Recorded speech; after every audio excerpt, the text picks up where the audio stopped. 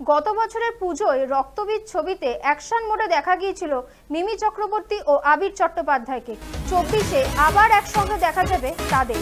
তবে এবার আর মারপিট নয়, বরং ফাগুন হাওয়ায় প্রেমের আলাপ সেরে নেবেন মিমি আবির। সরস্বতী পুজোর দিনই সুরিন্দর ফিল্মসের ঘোষণা করলো তাদের নতুন ছবি। যেহেতু বুধবার ভ্যালেন্টাইন্স ডে অর্থাৎ প্রেমের দিবসও, তাই এদিনকেই বেছে নেওয়া হলো প্রেমের ছবির ঘোষণার জন্য। ছবির নাম আলাপ। আর এই ছবিতে আবার একসঙ্গে দেখা যাবে আবির মিমিকে। আর এবার তাদের দেখা যাবে একেবারে রোমান্টিক মুডে।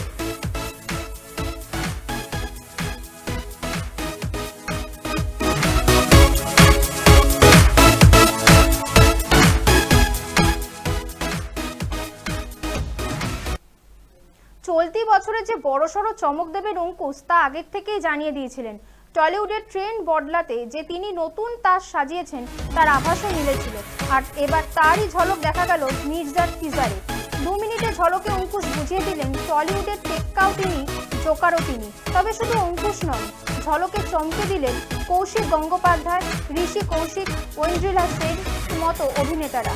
অঙ্কুশের হাত ধরে টলিউড যে নতুন কিছু পেতে চলেছে তা আভাস মিলল টিজারেই। মির্জার টিজার দেখে আপ্লুত দেবও। মির্জার ছবির টিজার দেখে অঙ্কুশের প্রশংসায় পঞ্চমুখ হলেন দেব। অঙ্কুশের মির্জার টিজার শেয়ার করে দেব লিখলেন, ভাইয়ের টিজার ছবি এক কথায় ব্রিলিয়ান্ট।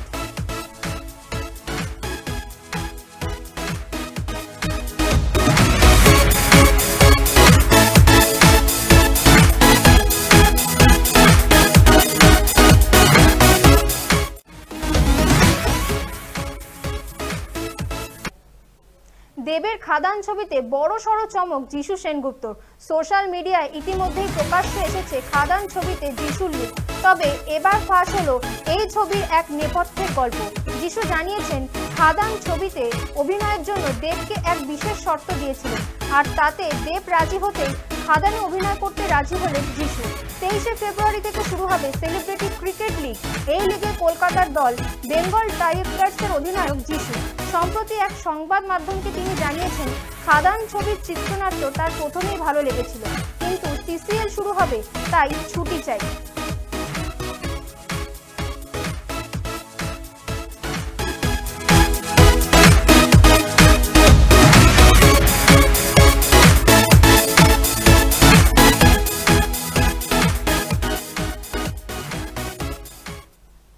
এবার আরেক আন্তর্জাতিক মঞ্চে উপস্থাপক হিসেবে দেখা যাবে Deepika পাডুকোনকে।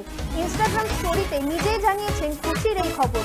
British academy of film and television arts অর্থাৎ বাফটা অ্যাওয়ার্ডসে এবার এই আন্তর্জাতিক পুরস্কার প্রদান অনুষ্ঠানে ৭৭তম বছর। খবরটি শেয়ার করে কৃতজ্ঞতা জানিয়েছেন অভিনেত্রী। আগামী 18 ফেব্রুয়ারি লন্ডনের রয়্যাল ফেস্টিভ্যাল হলে ৭৭তম বাফটা অ্যাওয়ার্ডস হবে। ভারতে তা দেখা যাবে 19শে ফেব্রুয়ারি। এবছর সবচেয়ে বেশি মনোনয়ন পেয়েছে ক্রিস্টোফার নোলানের ওপেনহাইমার।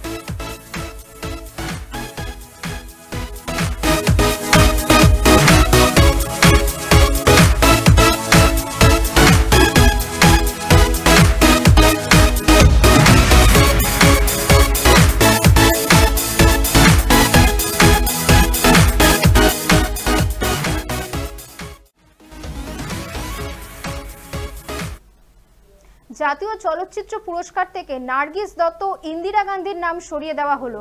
আগামী তথা ৭০তম জাতীয় পুরস্কারের বিধি সংক্রান্ত এক বিজ্ঞপ্তিতে এই ঘোষণা করা হয়েছে। জাতীয় পুরস্কারের নানা বিষয় ঢেলে সাজানোর লক্ষ্যে কেন্দ্রীয় তথ্য ও সম্প্রচার মন্ত্রক একটি কমিটি গঠন করেছিল।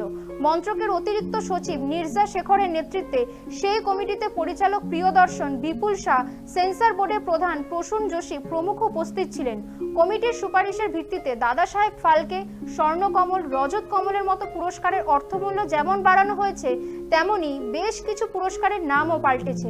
অনেক ক্ষেত্রে একাধিক পুরস্কারকে একসঙ্গে যুক্তও করে দেওয়া হয়েছে।